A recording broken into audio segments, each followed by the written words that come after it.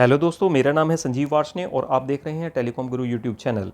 और आज का जो है वीडियो है हमारा ये ESSL K90 Pro यानी आइडेंट्रिक्स जो सीरीज़ की मशीन है उससे लेकर रिलेटेड है। और इस वीडियो में हम आपको बताएंगे कि कभी आपको किसी रीज़न से अगर आपको मशीन को रीसेट करना पड़ता है और आपको उसका जो अटेंडेंस का जो एनरोलमेंट जो डेटा है, जो मतलब जो फिंगरप्रिंट का डेटा है, उसको अगर आपको कॉपी करके आपको या तो दूसरी मशीन में अपलोड करना है या फिर आप उसी मशीन में आप दोबारा अपलोड करना चाहते हैं, तो आप इसको कैसे आप उसको डाउनलोड कर सकते हैं और कैसे फिर बाद में आप इसको अपलोड कर सकते हैं।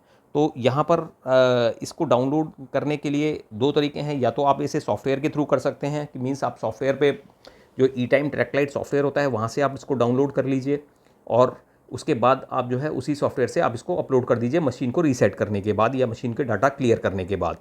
तो अब यहाँ पर हम आपको मशीन से ये प्रोसेस बताने जा रहे हैं।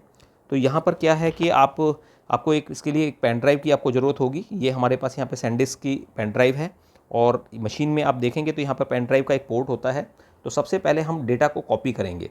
तो यहाँ पर हमने पेन ड्राइव लगा दिया है और मशीन के अंदर आप मेनू ऑप्शन में जाएंगे और फिर आप जो है लेफ़्ट राइट बटन को यूज़ करते हुए you will go to USB manager और वहाँ पर आप इसको ओके करेंगे।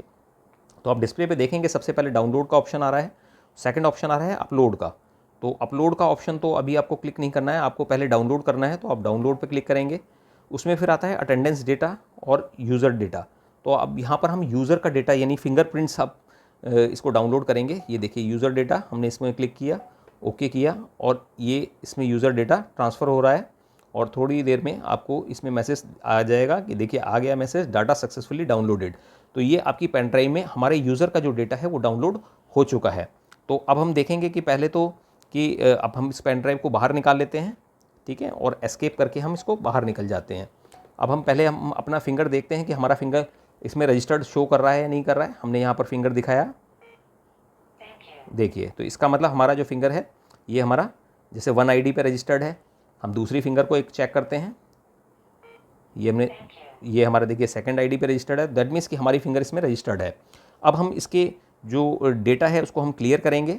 यहाँ पर हम मेनू ऑप्शन में जाएंगे दोबारा और फिर अप डाउन करके हम इसमें डाटा मैनेजमेंट में जाएंगे। तो डाटा मैनेजमेंट में हम ओके करेंगे और यहाँ पर हम आपको अगर कंप्लीट डेटा डिलीट करना है तो आप यहाँ पर डिलीट डेटा पे आप क्लिक करेंगे ओके।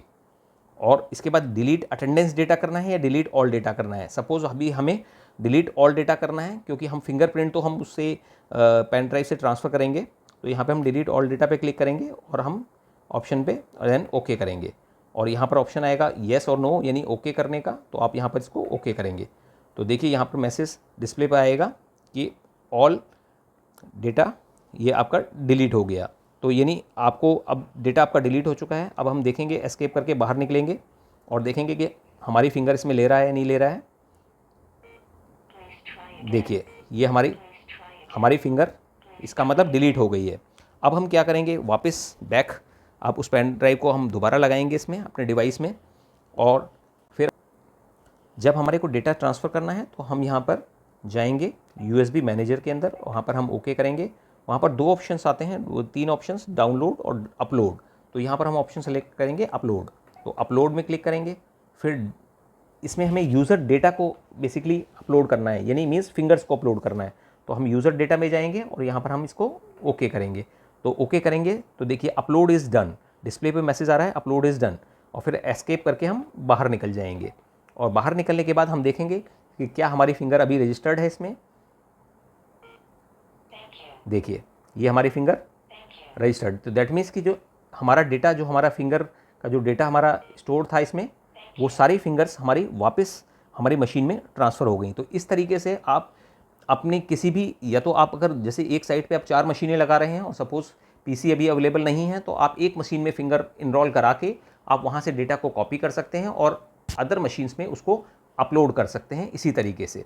और अगर आपको किसी रीजन से मशीन को रीसेट करना पड़ता है तो भी आप अपना जो है फिंगर्स का डेटा कॉपी करके आप अपने पास पेन ड्राइव में रख सकते हैं, जिससे कि इन फ्यूचर कभी भी अगर आपको ज़रूरत पड़ती है तो आप उसको वापस डेटा अपलोड कर सकते हैं। अगर आपको हमारा ये वीडियो पसंद आया हो तो आप हमारे वीडियो को लाइक कीजिए, चैनल को सब्सक्राइब कीजिए and press the bell icon. और इफ़ अगर आपको ये ESSL या किसी भी आपकी जो मेजर ब्रांड्स हैं उनकी कोई मशीन की आपकी रिक्वायरमेंट होती है, तो आप हमें जो है नीचे दिए गए जो डिस्क्रिप्शन बॉक्स में हमने आपको जो है लिंक दिया है, वहाँ से आप इसको बेस्ट बाई कर सकते हैं। Thank you.